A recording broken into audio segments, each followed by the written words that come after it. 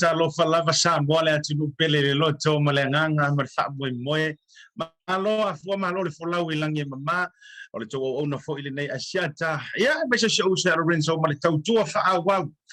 alau BluTV po le Maua TV ma le tantou prokalame me whaiwhai so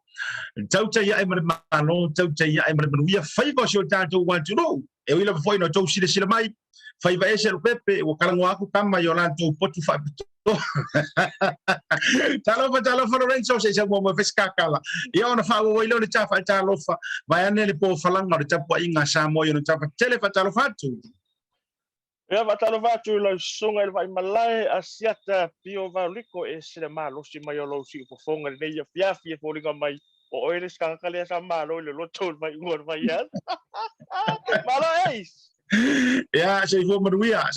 Lorenzo. O a unga ia a fa Pea Elise Valentine le mafaina fea lua I foi le ia ona lo lava yo po lenga I tulanga o saunga lemu ia o filifilia o ese sira markaka le ku kamkam pawar ia na pawar na la wole wo ye ni taimi o te folo fa ma fa ele maru lo tele so tanto tino ma yo na o se yo nei manatu ia e fa poponi so as folau fo ele tua e me se fo le nei lao ia ole o to fa wa le tautua ma le o nanga alo BluTV ia e to ratu tanto proclame fe pe le tau le ono ia fia fita tasi le Tautai A'e ma le malo Tautai A'e ma nuia ele se ma to proclame le sona nafi ono le sona nafi ia na longo mai ia me no ia o nei ma le uso fo ia Lorenzo ia o Maua pe ko kala ka fe ka fa la ro wala o ele te I le fonga le malo tu langa tu so ko maroloina o la tonu wala fa ngota wala we wa fa ua ko le Malo esle ai esle ta ua te no vai nga le we ta ua la ngai ta ua mo ta to umalava mau I fo I lo o lo si o la mata mai le tanga luanga le so fu malo no fai mai ese lo ska yo BluTV fa to nunga ya sa tu na to ya mo si la fiela tu no ya o ma u close contact lo no winga o ya yo ma fe so ta inga fe pa ya pe ye se tanga ta o mau le fa mai ya sa va pe na ona yo ma to so ta inga le ala u fa no fo se ai ma u lo fa u fa mo le mole lava o le lava fa no fo se ai o le temile nei pe ona to silsila mai na fo ete salonga ki aka wa le si ofisiti le so mai el ta por kala me va pe ai se wa ngofo mai va fuli o te yo ia o leu te tau foi o sa o le ese lo mama te poto o leu te tau fa pe pe sia pe o tula fo ina o ese uso o le si poto o fale le o fa nga ina pe fa pe o e mo mia o le taimi oh ito le ai so le o kai me ngai mana tuo nga filo sa fa mana tuo le fo le valentine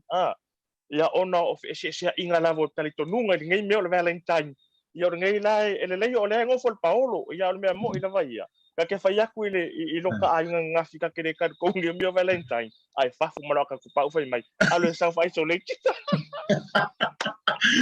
ole e rua nei vai nga tatu fia tala noa e rua vai nga tu fia tala noa a matai ta por kalami a wa inisio ta tu fa tala noa nga le nei la vai follow mai tu a vai nga rua ia wa ta u a muri ta mai tu langa le fa no fo e sea ma le self isolation ta a me se masani ai si officially tu sa o a Lorenzo e lo so ko le ana me ka o le valentine e ma faina ka fa so mai te au ba o le ale me ka o event la fa so me sa va i ka o le i ro ke le me le valentine pa ka is mo fa silly ia masalo o la va fu no fu male mai mor ka lo silly le e ko for ka nga ia mala nga ia ka ko nga ai ha u ia kala mongi lava nga usa wa ngi sila ka sel valentine nga o ro ma pa fo le valentine ngo o le o le valentine restaurant ia Ioi, ai kira ia wa sa wa.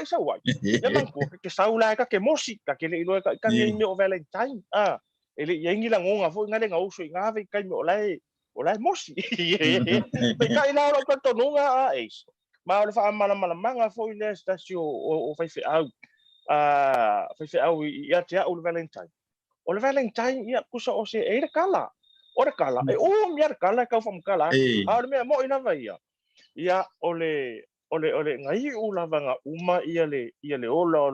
ole kamekiki o Valentino o nga yer ke le sa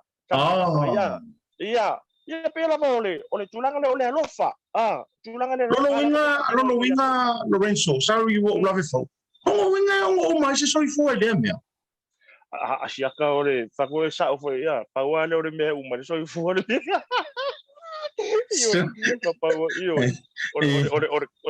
alofa ni me ko kingo ole alofa moni lava pe onga pe so ai ia ko ala e te ole alofa le me ka u kafiola e kafifi ka ingo ale au fe sila kula na songa wa manga ku o ka u le self isolate ia nga kingo fo foi tono lo potu se fucking o inga o lau valentine la songa ngafi sa e ku fo inga le fa for poku kai pe la vole aka fo inga le frozen aka ka meki fo inga pe ke la ku e ku le poku fo inga le pape mai you there o la se fucking o inga valentine nga ia fa fonga la o ele uso tu lo pa ia e te lo la utala na file ma tu ai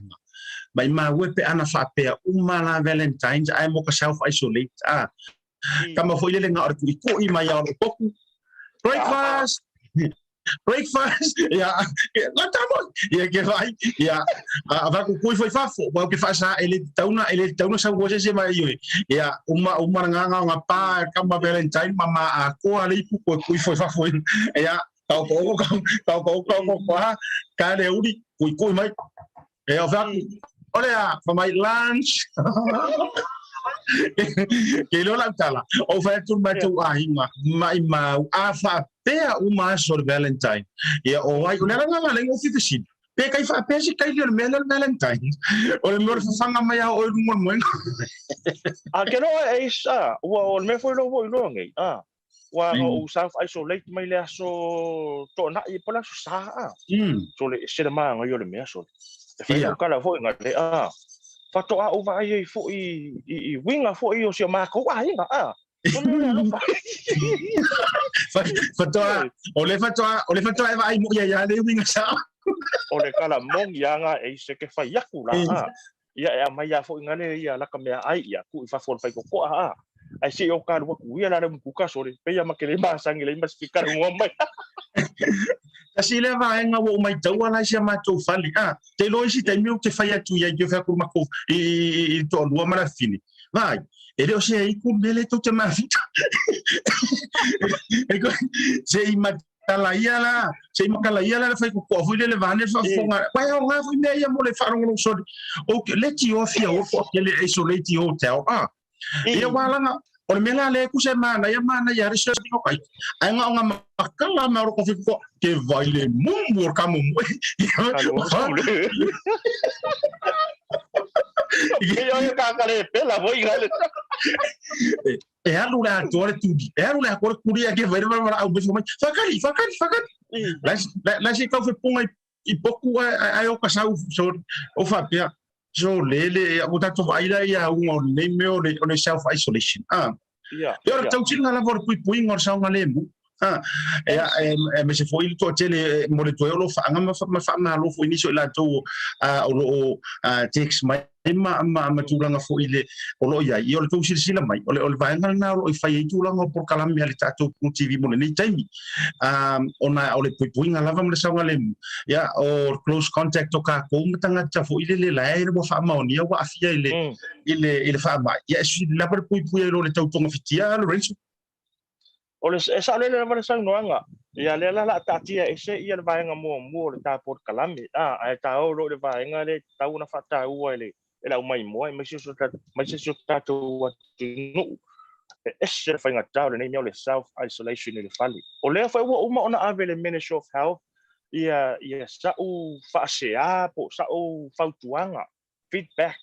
ona fa la utala io ma to fale e tasi ia le fale ta ele se tu lo ia ai ole tulanga le ia e faita tanga ta tele lo wa nga I le fale ta ele ia ele nga ta ile lo wa tu fa fo le potu malo lo po se va engol ma tu fa le nga ia te un faita tenga fo ngale ne te I ua umane e positiva ia ai afia tu ai ma so to lua ma fa na ai ole so sa ma to tala no ai mai fo I ma walanga mana tu ai positive contact ai close contact e fe so ta I mai la ia le Ministry of Health ia te oi fai lo mai o oi le e close contact mai te tau na fai la test ona o fai lo la ia ba ai e le fa pe nga ka Pacifica self isolate le fali le ai e le fa pe fo nga le la vai va pe nga ka ko a mio le ai mal facility ai o facility e te tau ona tato lu I nai le fai nga malo e te tau ona tato facility ni ai le minister ai mese la volta to minister wa o ia fo I leo le minister o le soifua malolo ina e pe fo linga mai ele work I la wa uia va vai la ole wo experiencing o la wa aver fa se ma le fautuanga le matanga luenga le soifua malolo ina se to I lo ia le tato ia le tofu fuanga le na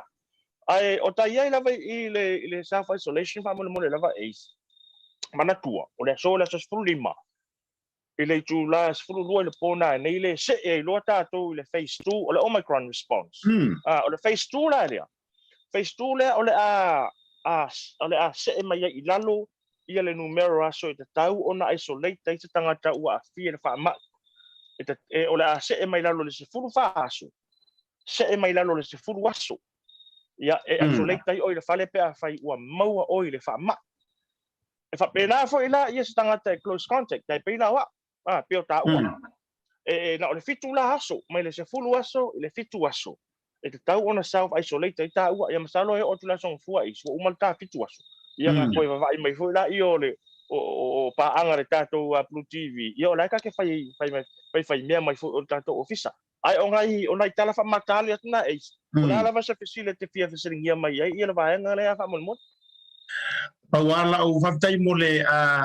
tala fulu I le tūlanga Lorenzo pauala whae ngau te tau mo o iau tau fia whaupopo tula o fitu asu langa a whai o le mana ia leo re se e mai o le kukamane mara kausia inga o I pu vai mea umala ia o ai fui se ale waru lo ma fau I lau sau no nganga o le o tau anta la ngai pi tau e fa tala fo monia ai pe a sau isolate pa langinga la unei hotel ai isolate le au Pacifica na fa mai la e to no poco anginga ngofo ia wala nga sa lava ia sa no nga Asiata wala nga fo I pe o la sa fu lava ia le fofuanga le ale fai nga malo ma le matanga luenga le soifua malolo ina fai mai o feedback ia sa va tu tanga te Pacifica pe mi mana na o lava la to ia self isolate le fali pe taila o le o self isolate so le se me fai ngofi ia pe tau singo ta ita foi ngale o la ngo fo la huta tu so le ka ke ngo fo la huta lo il fale pe fo yo le va nga na e nga ma o ya sa ai mana tua la ui e siri yaku la le 5-star service pe aka o le MIQ ia pe aka o le MIQ fo ngale ia le mea le fo ngale o le sau o le breakfast o le cook o le continental ia sau le lunch ia sau fo la mana snacks e kamanga snacks sau le ke la tangi kamanga snacks ele o foi marco só eu ala makanga ele fia que ele mianga Lorenzo e toi fa o le tala no anga le ai se tau atu e tafa salong pa fa business a foi mai ono le ua auto va mai le sa fo la o le tafa tala no anga le fionga ya Vui Masinamua Seigafolava o le ua to ai tonu ana tau atu e tafa i fa tone foi mai Kolo sile tatu fa tala no anga le stand pai mai Samoa e am toi fa o wela ia le tala no anga self isolation sa lo suma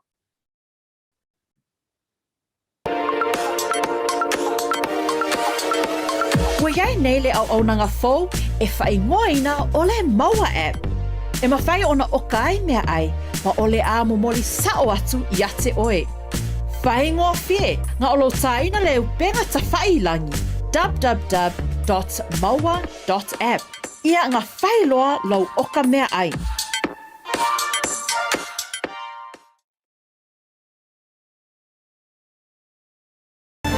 O le Goodman Freight o se tautua tau whela ua inga Maota mwha moli Samoa ma le Pasifika. E la tau te fausia fo ia tingi pusa ma paelo mo sauta i so o se la po ai te whingaloai. Ma ki le vaina fo i boru po o sa vai. Whaafso ta iloa ni usa lui lemi po o pali i Francis Pulea i le olu fitu, lua valulima, valu whao no rua. Po o le olu fitu, lua fitu lima, fitu fitu tonu wal, bo desi whaamtalangi. Le Goodman Freight e tautua ma le alofa.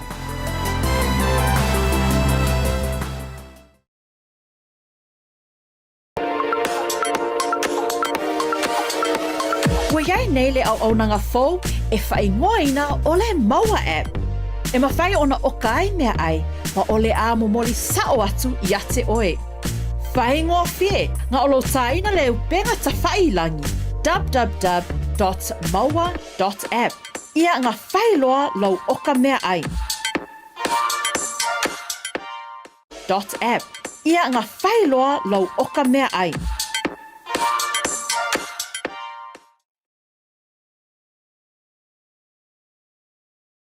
Toi fa talo fa tu Samoa lau fita fa fonga le nei ngo le afiafi toi fa wo wina le tanto por club le Tautai A'e mruia Tautai A'e malo fai bo sio tanto tu no Samoa e ele le tai mo le afiafi ina ua lu se fu minuto te nei le tu la e ono o te fia fa ilo antu pe ono fa ilo le tai mo ele yang tanto fa bito le o to ai to no le sa folau o le to ina le to fa ilo ina le fionga ya Vui Masinamua Seigafolava ia ilana fo tau tua male au nanga walau viru malau silfia le to tele ia me si foi o wo mai pa anga le tantu te ia fa felo ia turu o le tantu proclame ma fa taro fa tu fa manu ia tore le Valentines pa fa pro fa ia au tu Samoa la ufiona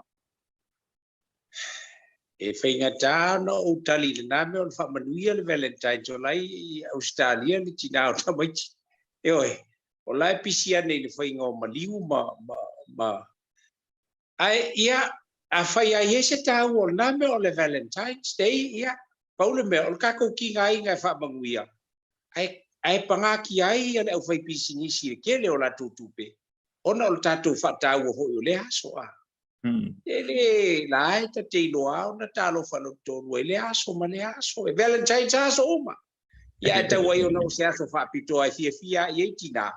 fia ye tamaita fia ye te usala pe a esa valiatu eu vai fai atu happy Valentine's Day e le nga fa lolo ia va tele e la ufioma Vui e te pale mai fa to mai ana o fa fsiringiele sunga ya Lorenzo sunga li fa sala lau ya Lorenzo pole to no sona sila fia ile va ngo le me o le Valentine's ai saure fa makalanga markali sunga lo so ela fa si mai fa mai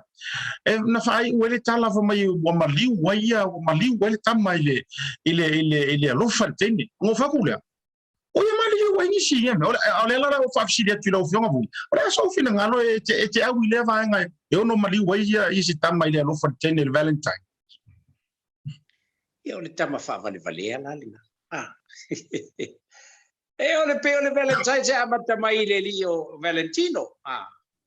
Pe ole ai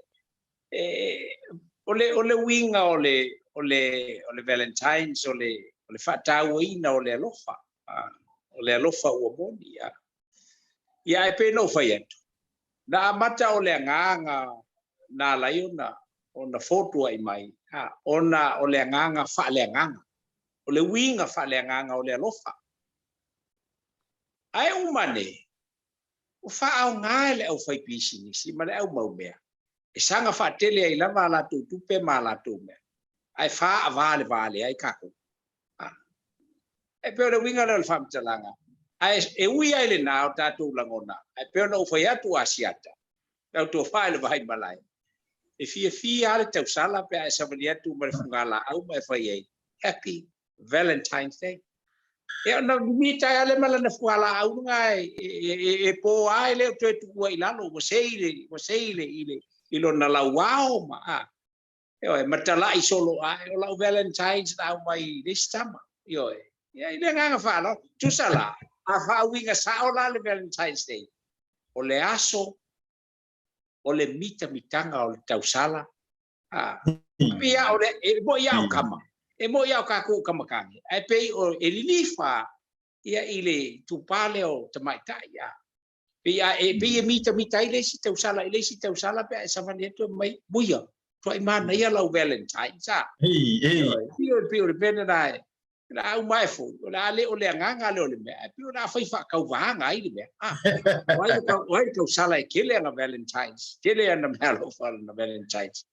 ya ngalo ile winga o le moni male ato to o le lofa o le winga fa le nganga ai le se winga fa le tino ia ile nganga fa lolo ai a o ki ai la kama ile mel nga pe o ngai ka u asiaka o longa winga o kama fa van valela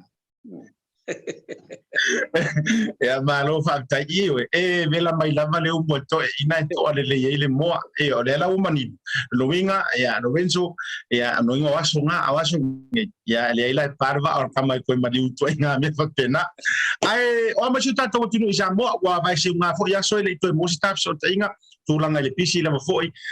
mai se tele mali usa fe ngai mala o fionga ni se proke ki malo me fionga mali tu malo o ma chuta to tinu o le ni tai Asiata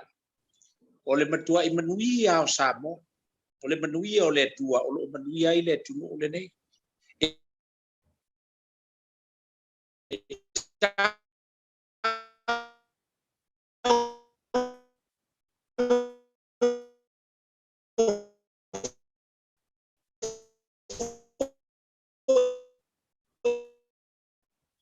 ile tua ole mele nei o tulai mai o pefea ma afa ina ai le sofua ma le ola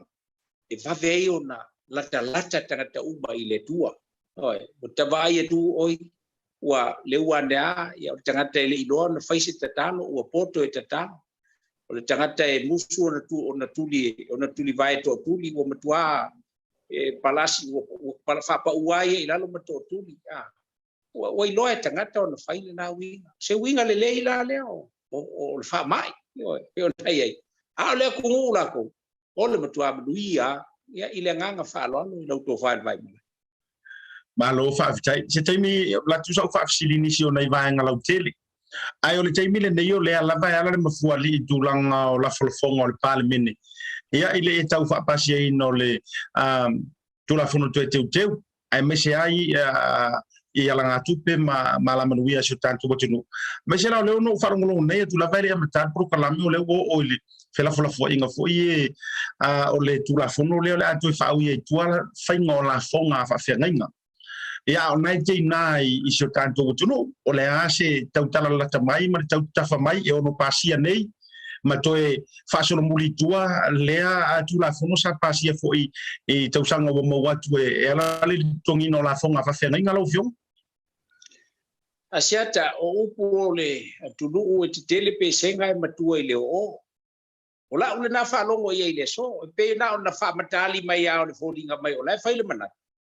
ala wa to longo na pasia tu la fono o nisi fo yo fina ngalo langa mai le tu ngai ro fa pe mai ai o tu la fono e pasia e te tau na usita ia ilo le vai nga le tu ngai E tasia le vaenga whai sa whai al malo. Na le HRPP, vanga na ai ia olo. Masto i na wae au. Ia maili, ia o ili la tu. Sa tue lifa whapea lona langona ili HRPP. Se vanga na ila au ma olo sa tuatui. Fatasi mai lola ia i mala auli na wabatau na langa ia. Tulanga e pe ona ia. Ia, o ila ele sao ai le tala le uli ia fai e pisa mai ile si pito le. Fai mai le fina ngalo o tu ai manaya la pe ato fai se referendum o le fesili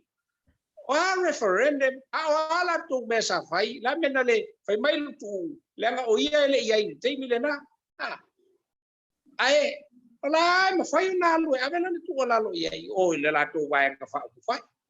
o isi fai mai ya sa te iai ma le tulanga e pe ona iai ia le whaingata o pasi ala o le tulafono e pasia o le tulafono le nai tauna lima te nai tangata uma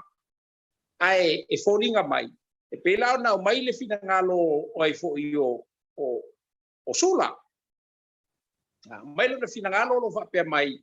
ia ona o le whanoa noa ai ona e fōringa mai o le alunga le o le aluai o le tala e whai ala tō nei Toe o te fai tau le tusi o le porkiki. E lea se tulafono o fata otom pasia il palimene tu mau. A fai, ia fuala iai, wa fa afia ku lako. Fai le kula fongo suiles kausanga. Fai le kula fongo suiles lima kausanga. O kula fongo o fai ngapaloka. Asiata na te sina fia. E ule wa fai ya inga la ku waenga fa upufai. O ke lava kula fongo o fai ngapalo.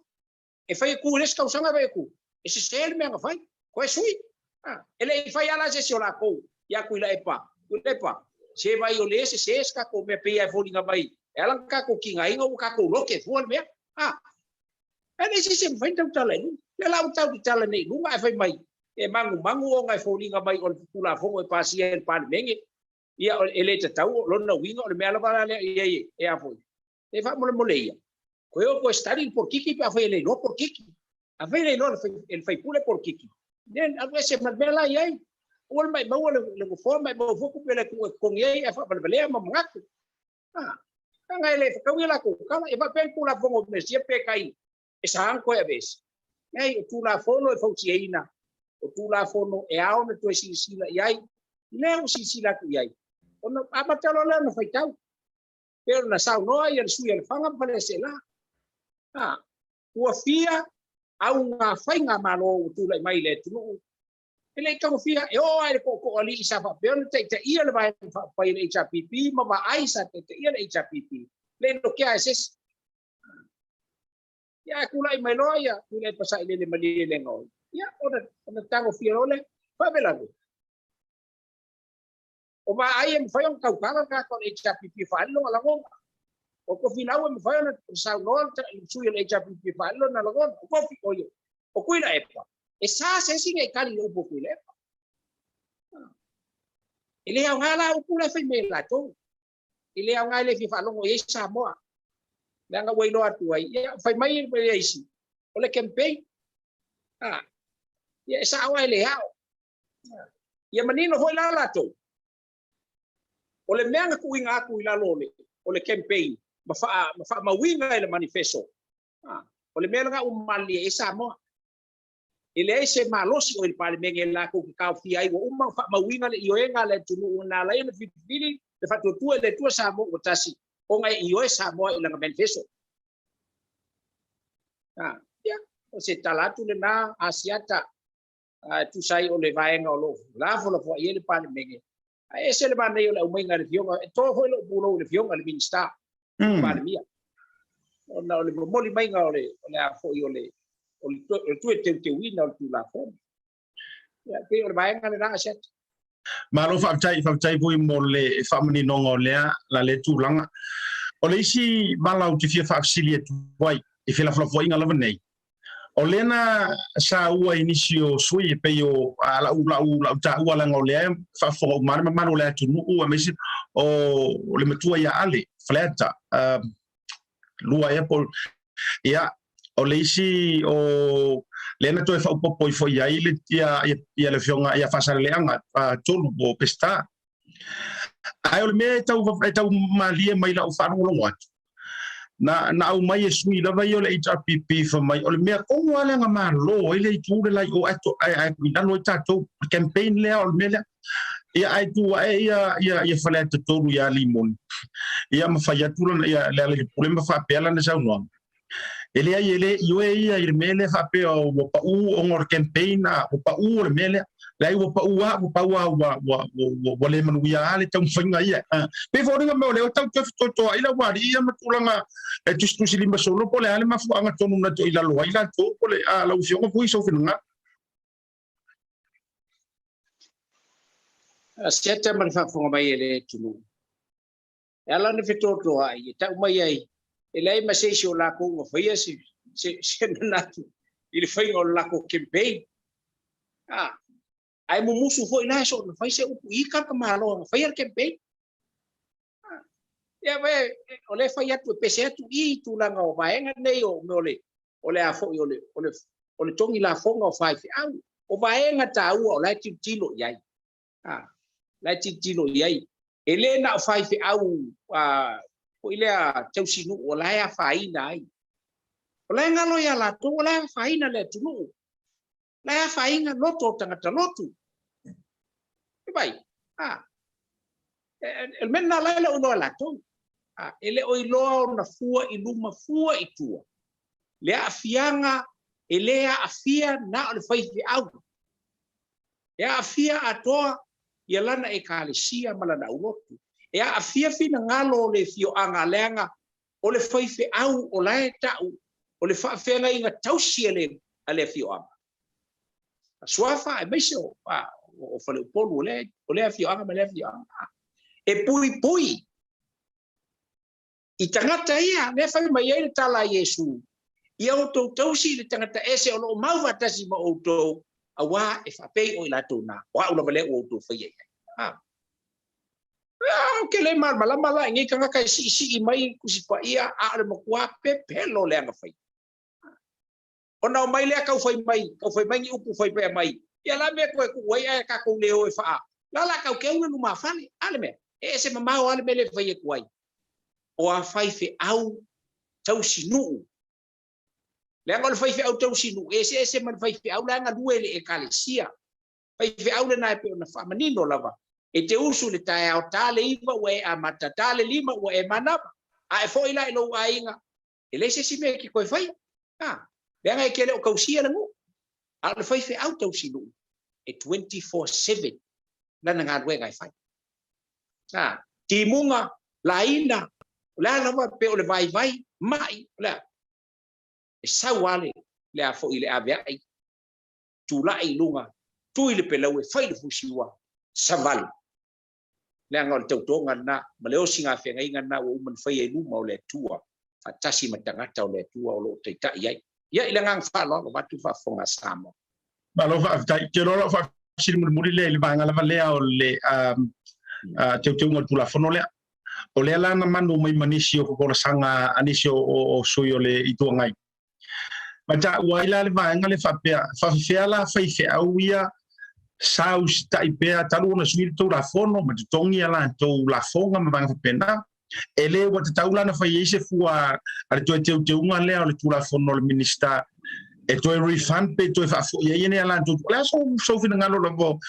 o la ufionga vui le tu langa le e ba ne fa fonga la tu e tala fa unga le me to up ni refund a mo na fa fe au a en fa na fa lo te so fina ngalo asiata pea na ufai atu le la teu ma fale na la tu tal noa awa fui le alo alfa matalama ele se me la ko fa fo ye nga kupe fo le mali al fai au no wale usika ya ye ku sai alfa ko nga au mai o la ko kai fatali se fai po feta ye fa mo o fina u dei ele wala pumonia ele ai ma se e kalesia ele i kapuai I favor e fakasa saka puai favor e fakasa bangalan fai au susu fa balbele Ela fai ko ka ofi mai o sai ai lu ai ko yang la fonga so me ngai ka o pala ai ya ku lepa ha pala ai ya ku lepa ke ma fale ya ku lepa ka u mai ai o la ko wa ngai o ya ku lepa me banga o e manga nga o e fai fua me banga o ile alo kala ha alo tangata la vai ele poleale le mo mi o le so swan ya le fai na alu ya ela foi le na ela ino tu malos ya pelo lo finangalo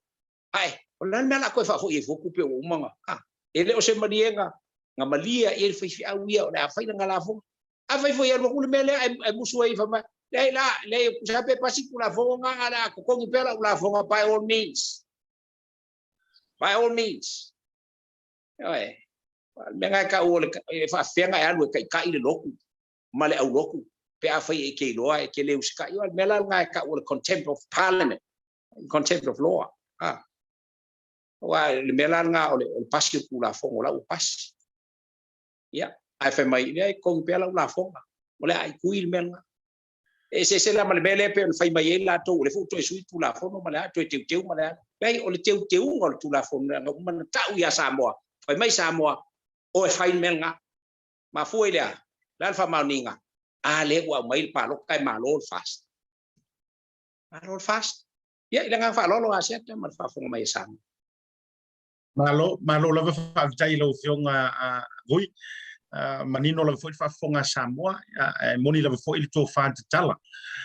te lo no le taimi fo ma ni sio va ngo por kalame o lo so mai tua ya ai te mana so fin ngalo si fa la weteli o le manu nei mai lava le tala le fo ua tala no ai le a me se tatu Samoa ya ma to ya tu fa fune se ka ko kai ko fiku le ngalu nei le o fa o pe nei Dubai ya le fionga fo ile fa ya o nga man la tu malang ya le la wo manu mai ai male fa nga kusi le si fo ya o ri le o fa pe o fa tasita mata anu nei ma ese mai captain ya ma fa o so la to la fa ole ase tu langa o le tala ya o to Samoa ai o tau wa ese fo ile tu langa o le nei taimi ya ila to fo le bo fie fa sa u man mo complain e pi le masani ya le fo ese fina ngalo o la o fionga Vui le tu langa wa fa tino fo e tamata alo e filongia fina ngalo to tele ini se au ya ile fa ilo ma yo la tu mafatianga la ya ai fo ini se matua le ai i lou tu langa fatu fala inga mai yaso e tele manu Samoa manisio sa ka kupungi me fa pene i ma tu langa fa pena le lewa e api o le lenga tu lou ia ma sau complain i luma ma tau ma fai fo ile le tau mama ina le pule nga ma van pena lo fio Asiata ona o le vaenga le fai ai mana ia pe au mai la o le mele e vaenga le ina batu le so langona wala ngale te fisili ni so langona wa mela bo foi wa ele se me foi me tu lai mai a se ele le foi na au mai ia ona o wa falangolo tu le ia ai fala tele mai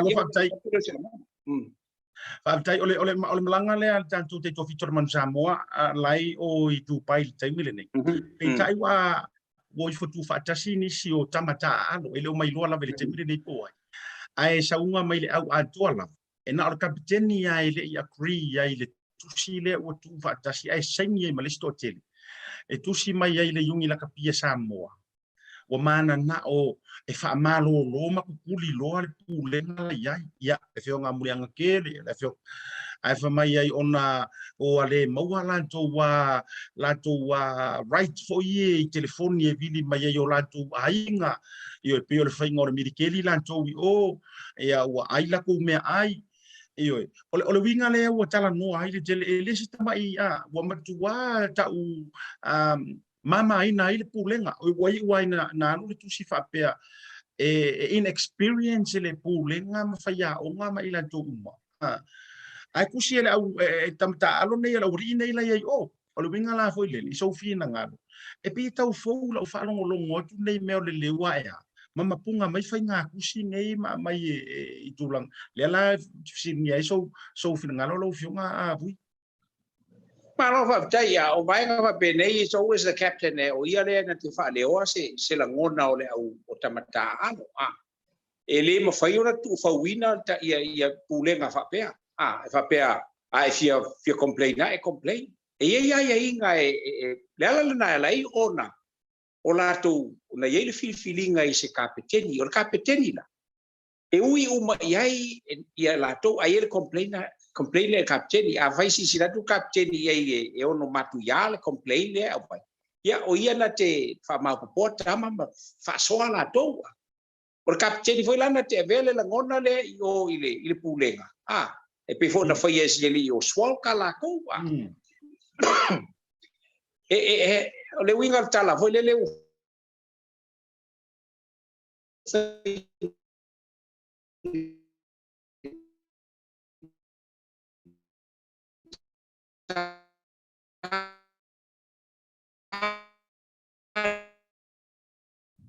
o lai tuia nga i o ile lai tuia i le afo ile pulenga ia e ma fai ona tatou fa pe fo wa sopo le tale au ta alo wa a faila o ele o mai se la to complain e mention ai le kapiteni o i la tatou te loa o sopo la to le batua oi ma le ba no foi i ma le kapiteni pe a fai ele o la to te le o fa o la to la ngona il kapiteni ona sa o lo fina ngalo pe ura ave fo ngebe ole freedom yeah, the freedom of speech, freedom of expression, but a limitation of mala. Fai ke mga o ke lo freedom ke ola fa well, sorry I wefa. Sorry I se me pe on ka we kamai. There is no way all I say si fa so ole good example nga. E menge ole freedom of speech and freedom of expression. Yes, there is freedom there. E fa leo ai e lo ala na fua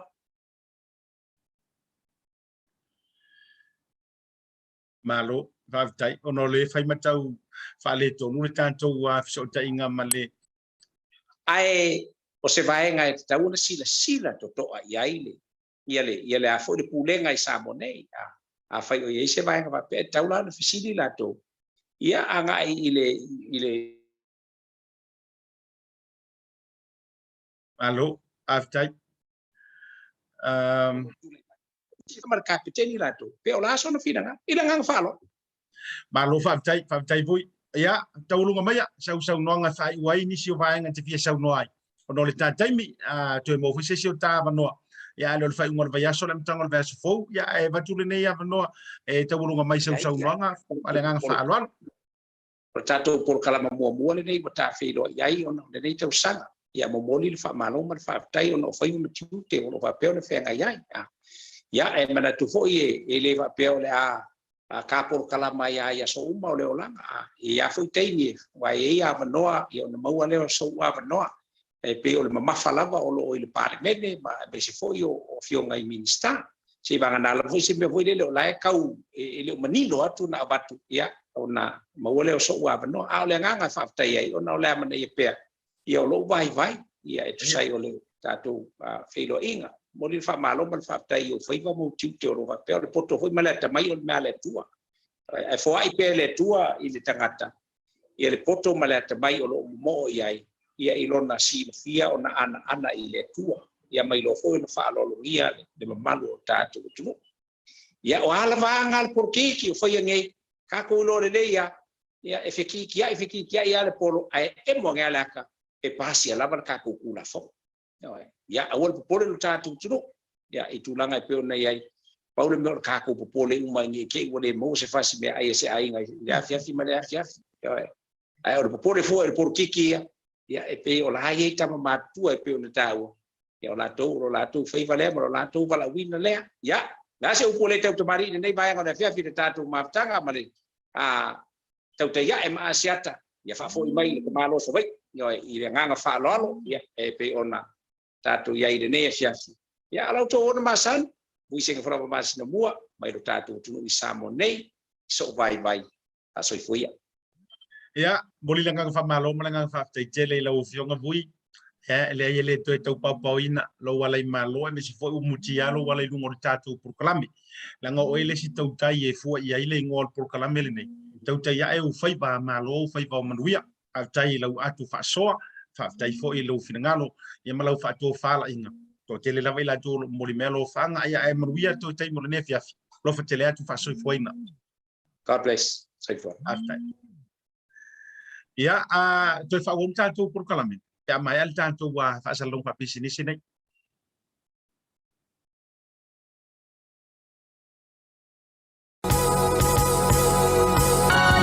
O le tautua ma le au nanga o le Maota Samoa Service Station nei tuanai matu. Mātou te utuina lau sa ma le tele o nisi matu au nanga ese. Ai le ngata fo i lea, mātou te siakiina fo i lau tāwale. Mātou te sapalaia fo i swau mo lau tāwale. A whai fo i o vai pa o lau sa, a wala te popole. Mātou te sapalaia fo i ea mo lau tāwale. Mo lau nofo silafia, mua, ta pē lau tāwale pe autu. Lua, ta pē lau telefoni i le taimi e utu ina i lau tāwale. Mana tua foi, e matua i whaasa ina le tau mawhatapa aina foanga whape nei. Wa iai foi au nanga i lunga o le Pacific 40 e whaatau ina ai le talofa voucher. Maota Samoa, o le Maota mo Samoa uma. Mātou te fia e au na pia mo o e Samoa, whawhetai le afio mai, we'll see you again and God bless.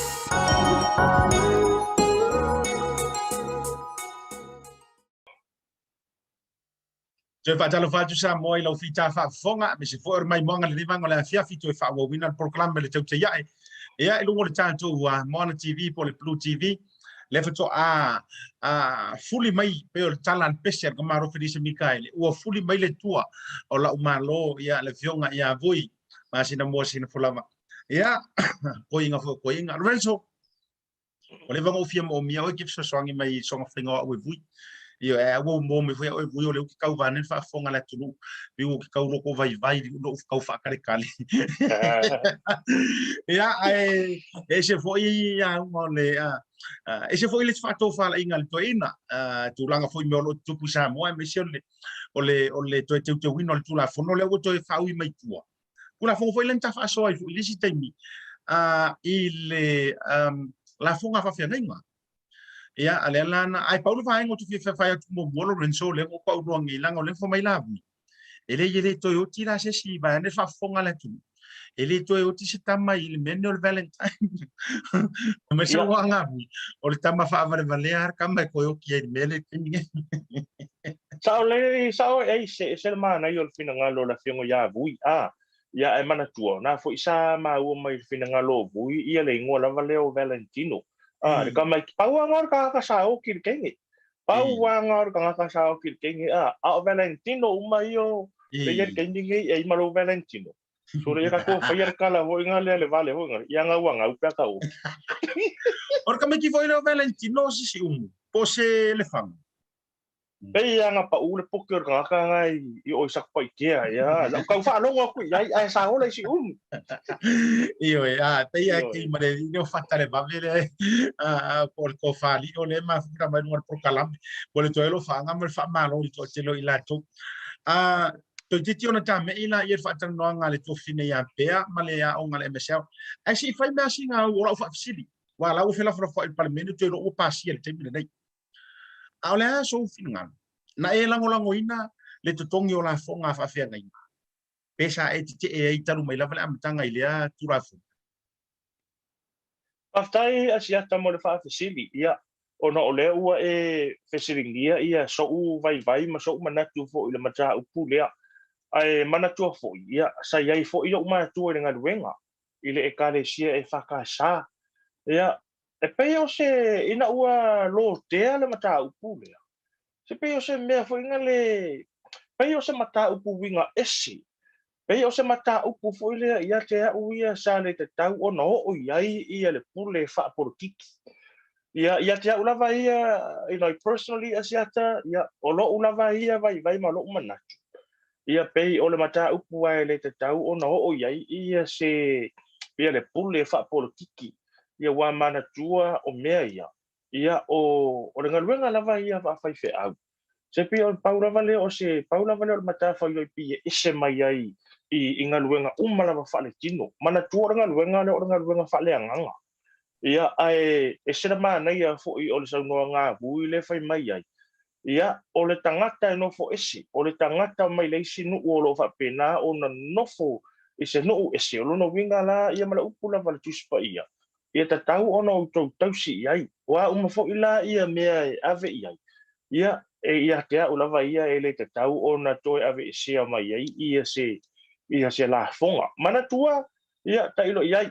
ai e se for manga ia makstalo ia fo sia so ia mana tua la o ia ta to ia ta to no le flua a fai o la ta pa mai nei le la fonga me le malo ina e te tala le mta upu ia mana tua la oi a mau mai se le ni le fai fe au ona to tu la i le se flua i tono le kale sia ia ko ia lu ese mare takla mana o le malo no winga e uma ne to e fa se fulu pe to yo no se fulu paseni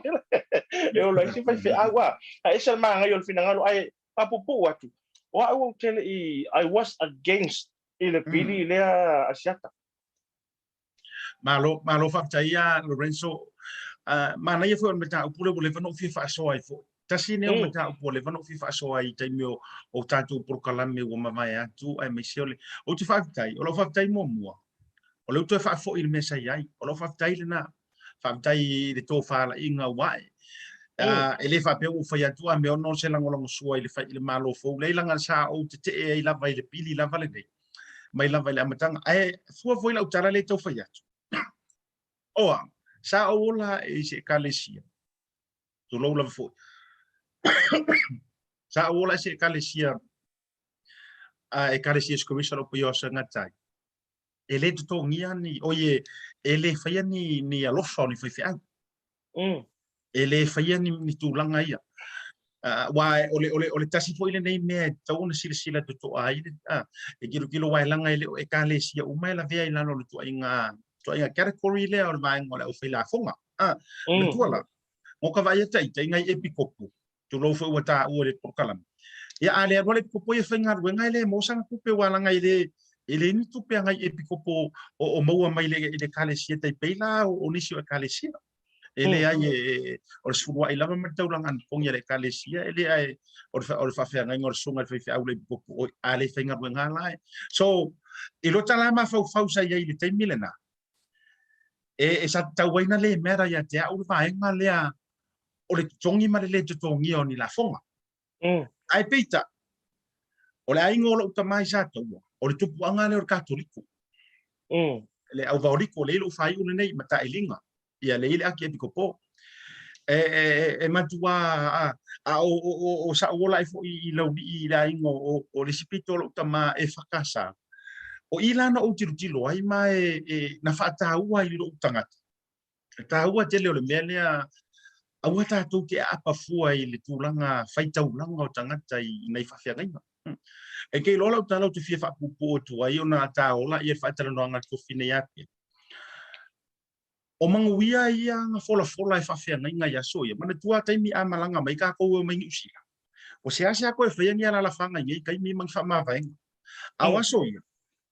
o isa ingi vesi ia tatou ai ngai manuia na mai faifia fafia ngai ngala ukala mo ia e ta pena no le amalanga mai ke vai fai le ala fang fa poto se ai fe au fafia ngai ngala ko fai wo va ai I matou ai ngai Samoa ai ngolo tinama ai ngolo tama e ke no la ukala e malingi o tolo I matai fa manuia ngai to e fafia ngai ngai mira malia fa pengi o se ngali e la mai masela fana ia e uma ai fa ngalo ko fa pe mel fafia ngai ia mai la ia ngao ia makua fa manguia le atua I le rusa I nga malo io ia fa manguia vai o le ale fa sa ki ru la kalaka ia I meno no foi o lo ma la o kalo I le ku te lona la tala saule nga o ku nga ngali o mai ngo fo manguia fa nga ngau le la fa ngau manguia au mai si kanga o kiki uma mai ai makanga ko uma ele o manguia la ia le tau te tala no ia ai ngo nei ona po pale talu fo o le vade I o le tulanga I ka ko kilo ho le sauru mor mala le nei fo le fa ona po nei poto sala lau wai pure ke le ale o sa o tele na ia ina mata mo fai vase le me a o so ia sa kai ia lalo mai le to fa to ina ia le la sa tai uma sa maka I ku uma me uma fa fa ngai ngam feo yo tala o la na I lo tari tonu e ke lo foi la tala le Na mata lono wa ai ko kongi mai ia tax fa fena. E se ala wa ai ka usa pasui o le anu ka ko falanga mai nga ia ka alonga. Ka ia o na wa fo ia le fa pe o lo le vai na wa o ala mai tau. Na maka loanga sa kia fa pe ale vale. Wa sai male fia ia lenga mangingo ai la fonga palmengi. Nga mangingo nga nge ia sa wanga fo ia la puli. Na ia ta ua tonu palmen fa mai. Ia nga makua complain ma ia fa fia ngai ngor mako kale si mako pa malu. Inga ua pasia o fakpi ia o sa vai ai. Ola ka mai nga ola le fia. O makua le fia ai wo fai. Usa wa agree to disagree. Wa fai o nga ole wa umana tusia. Wa umana tusia e kula fo. A o se upu se loto ia. Ma nga ia o fela fo inga al parlement ngi. Ma na ia o la ta fa longo mo ta mai tau. Se mai ma uta ngam fai ka tango ko playback ila tulowa ila wari ia la cosa wanga. La ngol tala. O upu ta wa mi to ngi nai o upu fo iko ka usala ngai oi. O le ma na ia o le mele o lo tango to e mai tau fa le lenga ma nga fa pen. Ia alela wa alela na fela fo ia nei ta ua yo mele so mai o le usitai maritalia ia alenga la ku ala fa mai ngai fa awele fia o fesiri la na usikai penga kadia Maria ia yo le fa ta yo le to ta o to ilango ton ia le tulanga wa ia le va ngale ai e se va ngati fesa wa ta tele i sia ki aku pe amala to fa tan no ngai MSL. Nei matango fiera sa unanga asiata i lo fina ngalo se saa mai fo i le tau te tala ino le tato mata upu ma ia paula wala fautuanga i le pa i lo tato watu nuwe me shala mai mo o ta ua ia langona o ta ua lava ia langona i tusa i fo i mana mata upu lea ua toe lo tia i to tonu el Maota pono man parmeni ia se Italia pe pasia ia pe le pasia ai le leona anga i tato por kalame tato fatal no anga langai ko tele fo io pa anga tato finelo pea jata ia ioe tato se atu fatal nonga alto tausala ya pea i tato MSL training Ioe faafetai lava asiata lea to te sila mai Samoa o lo mafatasi atu ma le tausala lalelei i a penina from MSL training o le aso lea le a ngai atu i le tātou sa ilinga i le auta penanga faa leo. O le fesili, e faafefea ona avea oe ma leo. Let's find out. MSL Training Police Preparation 2022. O se pokalame leo lo mawhai o no foi natu MSL training mo nai tato tangata o lo fia au wai atu i le wha leo. Pe au wai atu fo i pokalame le lo i Wellington i le police for police. So o wadua nei tau sanga talu o no foi natu le MSL training na pokalame mo tato tangata. Ma ua o sia tūlanga ua ova male lua se fulu tangata ua mawhai o na a wai atu pokalame. Ma olo a ngai atu i lo le police college po o lo Wellington. Ona ua mawhai ona lato a wai le pokalame. Ma wha taunu uina pokalame i le taunu unga. O nisi o mea o mawhai ona lato a uina i le pokalame. I le ngata i lo physical preparation. I le tūlanga le tau pe ona mawhai ona e aulia i lunga le wha leo o le 2.4K run. O lau press up. O lau grip test, e whaapea lau jump. Ai le ngata i lea, e mawhai fo i ona e awa o ina i le pokalame MSL training wha leo. Tūlanga tau psychometric testing. O nisi nei o tūlanga te lo tangata. E le o mawhai ona lato au sia i la loi le police college. Ona le o lava le awa o ngā pele lava le experience e whaapere maanga I tūlanga tau ona e au sia e mawhai ona e au wai atu la lo police college. So, o nisi nei o offerings o le pokalame o le police preparation. O lo mawhai ona e au o ina pe a whaapere te le sitala pe te enroll fo I tatongo o le pokalame leo whaina atu. So the success rate po o se tūlanga o mawhai ona o sia I le MSL training wa se lau pasene o 100% success rate Taluna matalia le pokalame. Everyone that has gone through our program has set the psychometric test i le whaaleo ma whaapea o na pasi malawai lātou. So o leo watolu nei tau sanga taluna whaanga solo le pokalame. And ever since we've started, ele iai lava se tamaititi po o se tamawha na ua o waile pokalame o feo le psychometric testing.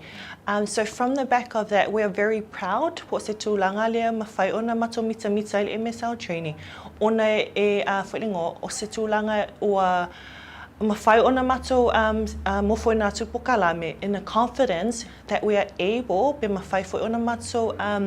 transferring ngata pe pathway ia tatamaiti whānau i la law le college with 100% success rate. So if you're wanting to join the MSL police preparation program, o nisi nei o criteria mwhai ona e au sia e mwhai ona e au wai tupokalame mua e tatau ona e 18 years and above. E tatau ona u lo pepono formal as a resident, permanent resident or a New Zealand citizen. Ma le mea tāua lava o le uina leo lo full driver's license. A whaapea fo'i o yailo restricted e mawhai pia ona e le sitala i pokalame. Ona sosoani le MSL training e mawhai ona e au sia lo full driver's license e le mahe al pokalame. O nisi neo criteria a pia mana o mia only because the offerings of our program is aligned together with the police recruitment in the police college. Talofa, my name is Alavina Brown and I've been with MSL for 2 years. The beginning of my journey with MSL was as a student. I came through MSL to look for support academically and physically for the recruitment process that the New Zealand Police has, and I found that here at MSL.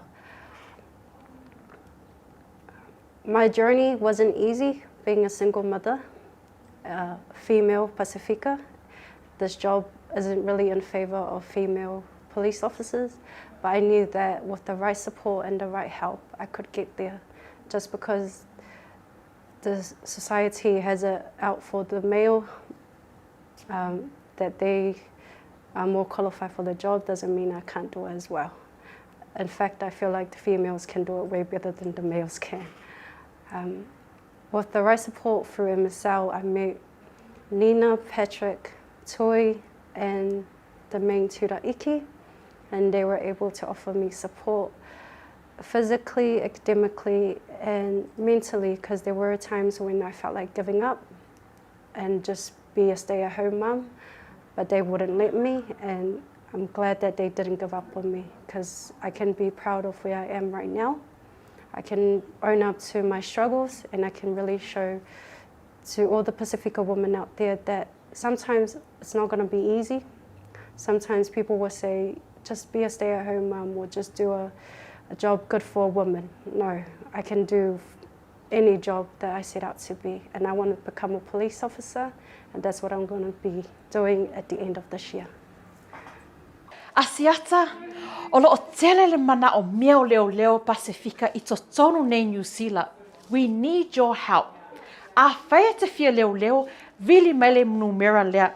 This is Detective Pea Semu. Back to you, Asiata. Toe whawhile ia tu ma toe whaatalo whantu. Samoa I lau whaafungfunganga na sa sila mai. Ia I le whaatalo noanga na le tausala ia pea ma le tātou MSL. Ai masel ko fine a Benina Smith. Ma le vaenga la lea le police preparations. I na ia la tu. Lorenzo kitilo atu emo me kava le leo me tulanga pea isi termino tau whaalongo ina I tau mawhai I vaenga le Asiaka ia o tulanga na mo ia o misal po lua fe marco ia sa ka mawhai aku fo I polisi ia peka iangela ia o ka wese po lenga fo ingale o le vaenga ele sa pasia maka fa me wa manga ko ka wa se lau pasenge e ka ka ifa sa full pasenge ka usia peka ila ai kong ya ko maka wo o ngol se lau man lima pasenge ia nga u pole la ia ba ai wala wala fa sa finga venga I la ko ingai to ese ia mala mo sa fa no sa e ka mo fire police e se ma fa nga ko fa ui me kua Leo len tau tu le tu pela o ka mo fainga ka ka ngo mo hede au i lau tau mo fainga wala nga au la e se la e sa ola sa nga wana fa te sila fia na umalo wa le manuel tau mo fainga i le fa le o o walu lo i le corrections i mau iden e fa pui ai o ma fu angala na fu ina na le mo so o vanua o le lau tele fu atu lo fata lau tele io ko ne lo fa ia ale lau tele sa man o lau so no anga wala se size le so size mo mana tua la mai mo me o fo i vesti wa ke loe a wona e tia foi i tino ra wori i o papaloa ma le wori pe au mai vestna en ka mai ki ngora wori na io wala nga taulana silimi o ke le lo mana tua Lorenzo o le te sa uma to inga skai ni wa sa mo io e foi lo faka le lau ke le la wo sa wo yo ko ka mo fa ke su e fa te ngi usila ia te wa la tu o suena ai foi enga o fa ke lo wa ia wa mai vest Fiu, eso ese vestido. Ya. Ese foi la cala o fa long ai, ia msalo se ia fa cala. Yo ese, e matua ese. E matua ese. Vai a foi ta to e la vai nga le a Asiata ia ai mo i lava ia ga tom foi nga ia sa tom foi ia ile. Il polisi. Ale foi la sa fa o le Bluwave so taluai a Asiata. Me foi sa foi fa unga ila lo in Wellington i po ruar polisi o leo se ese manga yo lo va ai atu ni si fo yo alo le atu nu ya wa fa u mai fo ile tulanga le constable la e mana tuala o e lua tau sanga o e lunga le awala ia fa kwa e sa lo la ia filifili ia le area fo ngale male fio da le ale officer ke nga ia o le si le nga luenga o lo fa pena ona mana o mia te le tam fa na o le Pacifica mi se Samoa sia esa ole le io le ala foi le te va ai ne ma ai pasi mai le sunga malo ya si io e tato officer foi ia po le sunga papalu io tate mo o lo tafia o foi si te mi to fa to se mai lu officer ko fa kai se po so wata io ai tolo pulo ia ilanto o filifilia le fo i matata po le a onga sorry le nga wenga e finga wenga to tuai ia o ile MSL e mafai ona a vela o cost wala nga le pero o taimia sa o walu le costa fai te wana ngo te ro i mangile ma do ilanto sa mo na mafai le vanga le ia a lo fa marfitu ai uma e mi foi la ngala ka ke sili mi hoi le ia ai o le tau o le mafaiana fa na tu va ma melo logo va ne fa funga sa mo e a fuaina o feio foi le si va ngana o feio le o tu langa le feusi wala ngo me ni ta tsalloa e a nga mo le fa funga mi se le tu langa mo le fa na o lo tau fia a ve ma leo ma lo mano ia e fa ilo feusi e fa ilo a fai lau fau pea ia o lau tamo e le 2.4 kg wai fa pena te momo e vuinga le aua nei siri atu se furu minute e pe vaenga uma fa pena e tele ala o le fitness la le vaenga sa tele na tele na lui tauina ili na futeni ia ai toro pulo ia la tau fifilia e fai malo i nei niusila sa o leva Asiata misalo le ko inga fe ausi le pe sa e si le mai le le foi lo sungo kulanga foi ngalo le fusu fe ausi ala ngala matau sanga sia te lo matau wa o kai de siti sa fa il matau mangwe o le fe ausi ngai lima se fulmita ia pe lava sa ausi le e le mako fe ausi nga ia me se kulanga nga o lo modu la lo foi ngale e a foi e piki piliki mai ko sa uma o lunga yo o kulanga umalava nga o i kono pakle sa fa ye il tamoenga e lua te si male fa kilomita le sfuru 2 minuti yo kai minga o lai malosi kai mo la fa ko lua se fulu lua tasi o lai malosi tino e ya wo mo kai minga ya sa o la yo ko inga honga o le ko susu sa vo ya ia e sa o le lo sa no e te lo tala e va pe fita ti fa ya tu o ta mai na ai fuor tu langa nga nga fa le sa mo ia o tele o lo ha o nei vai ta ai ki ro ha o ai ngo so me sa mo o ai si o an ko nga le o sorry alla o langi ki mo tele lo pe fa fe nga ele o ke le lo pe fa fe nga le o na vai ta ta mo ia io tati kamala nga ole Kamala nga pe sa fe ngai ma paperwork. Yo paperwork ka. Kama foi lan mai. Ta nga o sole nga oi tono maki. Ai sa vale au kamaro. Poema. E mala au le leo au foi pang leo chef pang ke mara au foi chef. E mala ia. E ai pe ma fuana ana o ngai kanga ka puli ma poema. E ono tulanga masangi ma tulanga foi le fa lo ngio leo. E au taimilan nei sole. Ai no sauna nei o fapia. E kai fapia ngar foi ngor suenga. E ai te o ta alu suenga ni. Ele ai ele kere ka fau e o soi ir mele. Sa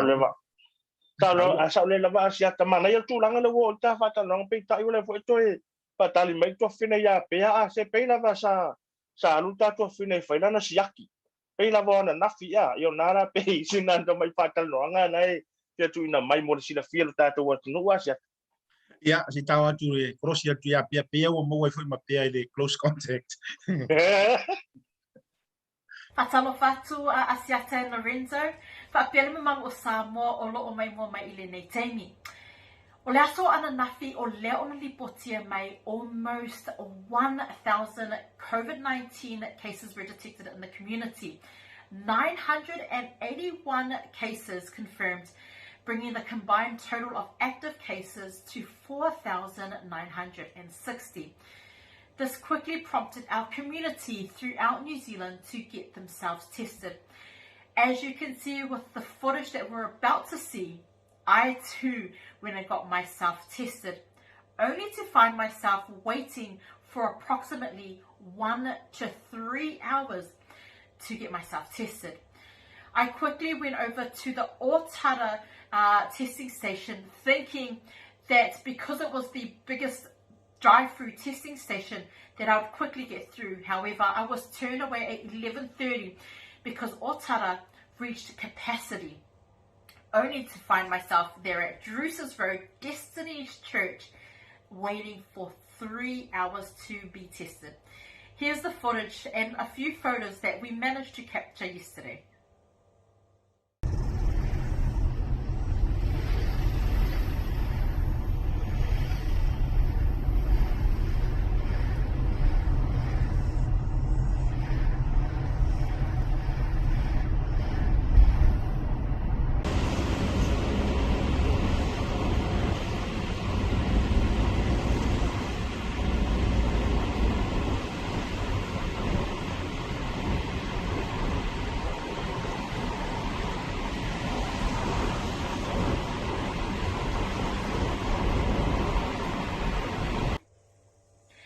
Lea tō te sila mai Samoa o leina ia ale COVID-19 testing stations throughout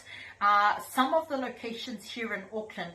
And Druce's Road in Manukau, I waited 3 hours to get myself tested. And this is something that you can expect throughout the coming weeks as our numbers in COVID-19 cases surge.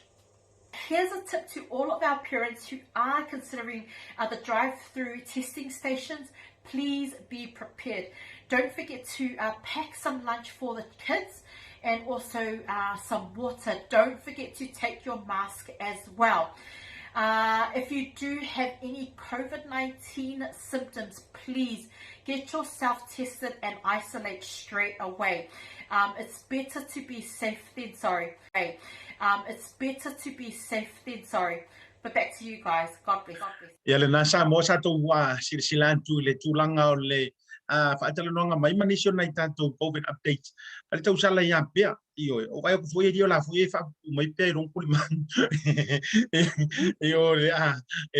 self isolations. Le mo va ya tuli Lorenzo. O pe le mo va ya tuli o se elo sunga tono le pot. Pe foringa mai o tau mana ia elo sunga lo va tu tonu mai mesa e tau ai fa fo pesa.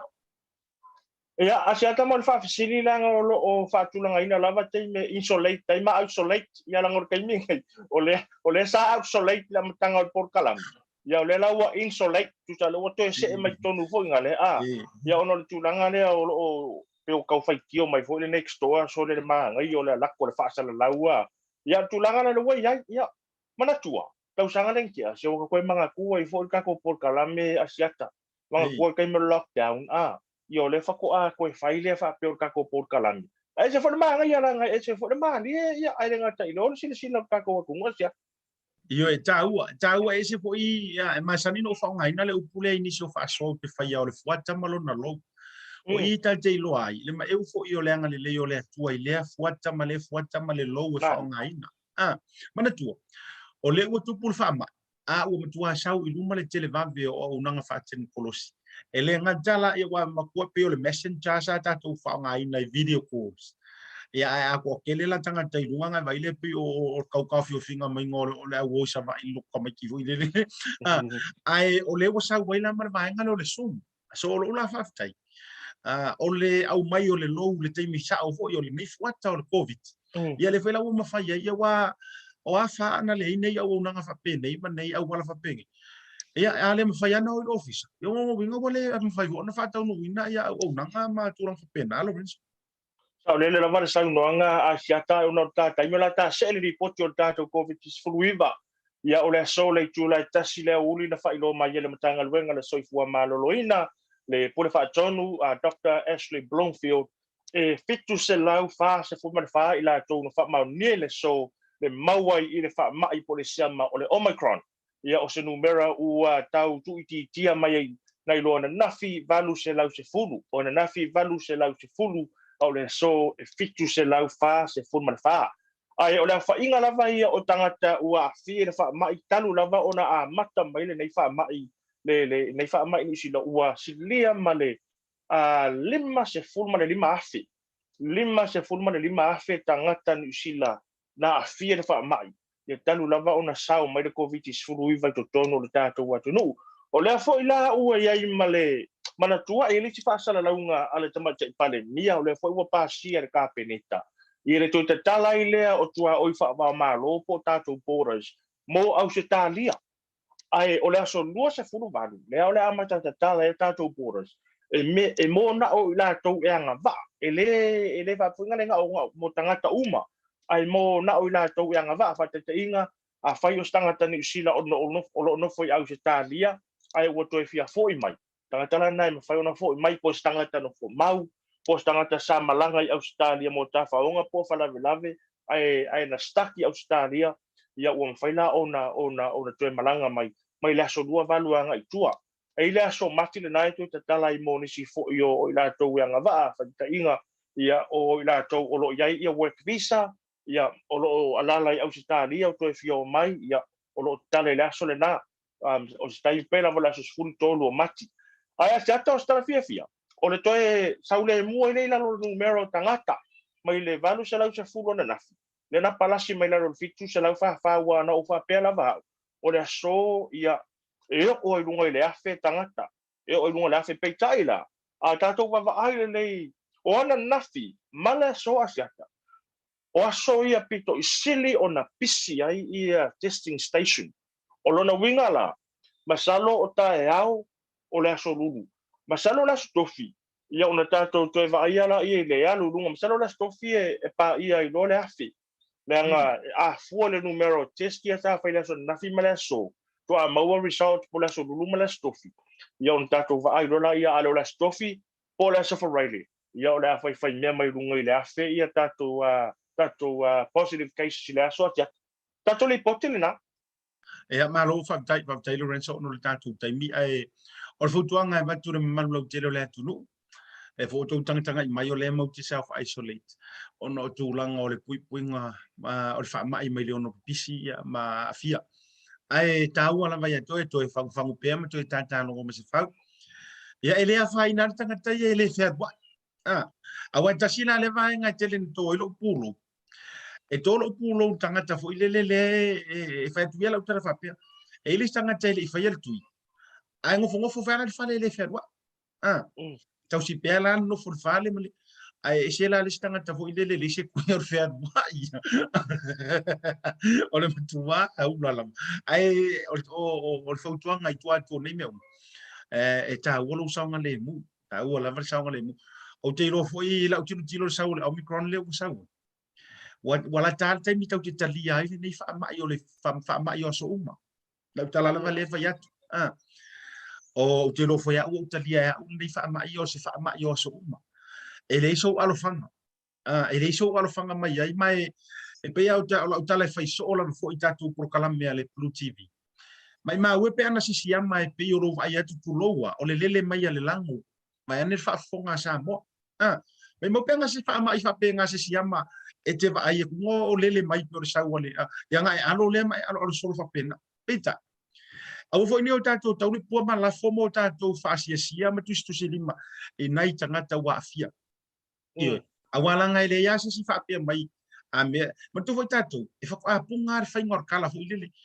mera le ngai fio wa ina o tupu se mea ai lino ai kanga kala fa yetala o la fu e ma kwa fa ma kwa io fia wa o e tau mo mai Mani tu sa mai male wa o fo panga ia va tu fa la waitel awa e au tau ola e au fa ngota e ke au ri siama e laki o pe ele mai liskai ai a dia u e la utility ale malual puinga ia matulanga o le word community it's just a matter of time o le me ke pa iai o le me ke koko o iai o le me ke fa langolango ai o le me ke kango iai o me fa pena umala ai mole puinga la uteli ia o pia oi ala wailua wa ma ya o no fa yo tu ilanga le wo tai lo foi ita ia matulanga fa pena pe o to fa popo tu le Lorenzo fai o ile ma ta no ta tani ta lo fa tu to tero la tu no ta po kalambe so ngal ta lo tike ri ma to au ma ngale le mai mo mai ma lo no sa lu vale no fa pe foi le uso ya chef le veritas por songa ya le vale ma futa mai lo Hastings to telo o to nga tai le to fina na solonga Johnny Tautai A'e pe foi la tu motasi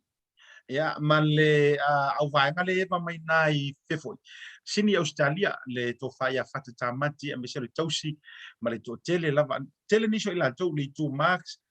manisi wo pasi e tuilunga mese se uso ya junior maletino ma lo lava le uso boli o lo fanga Lorenzo ta fasi fota programa lefe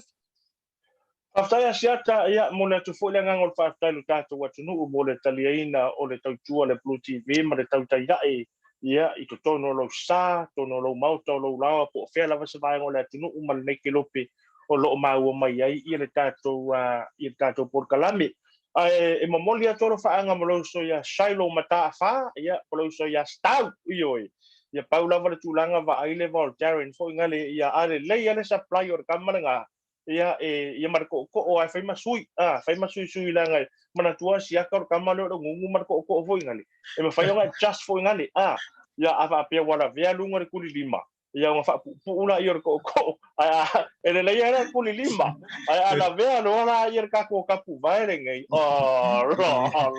ia alo fa tu mo ele usa stau ia le ngata ilea ia o tau ainga umalava mapaanga masani tatu wala leo tatu wala tafa sala lau pamanuia tele lava le atua maua se fa poponga le atua ta over to you Asiata aftai yo wana ngalo a sisira mai mask le o fa ngai le o ka mai fa ngai le lo winga ta o fa yo ya nga ta o fa yo la mask a wa ta uso ya tautunu ya stau o mo ngar mo fa pe o kama e ku so lo vai ayo ni ta ngo la kapi alela fa ta yo le to ma o le musta uso le faina ai fa te tele Samuel fa fo anga tam fa lo foi fa o ri tu le aso me le aso e o ile foi o lo fa no foi se te mil nei matulanga ono tau puingo fa ma ai tam fa la mo po le tanto una ngai Maota malawa me se foi fa te tele tanto company la ngo sua wa o to sama rianga le foi no fa o tatu proclam fa mangalo ser manga o le tau tamali sa morto uno le Asiata fa pe foi usa Lorenzo ma tau tua lo BluTV Tautai A'e man malo fa so foi mai manu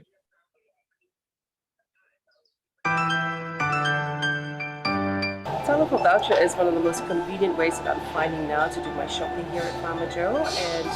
my sister just sent through the voucher on my cell phone, and I just come straight to Mama Joe to do my shopping. Ole si tulanga pitusili o tau. Ole la fo me o le patala o loa. Ona fa ngale fa tau o loa e o nga mo ainga. I think it's really convenient for families overseas if they don't know how to help their families here. then this is the perfect way. Mai ai le sa so fo ta wa le sia sa. Le fia foi sa we mo mawina le foi au nang fo ala mai le talo for voucher. Ila wana fa kau ma me te mga ai. Ile voucher.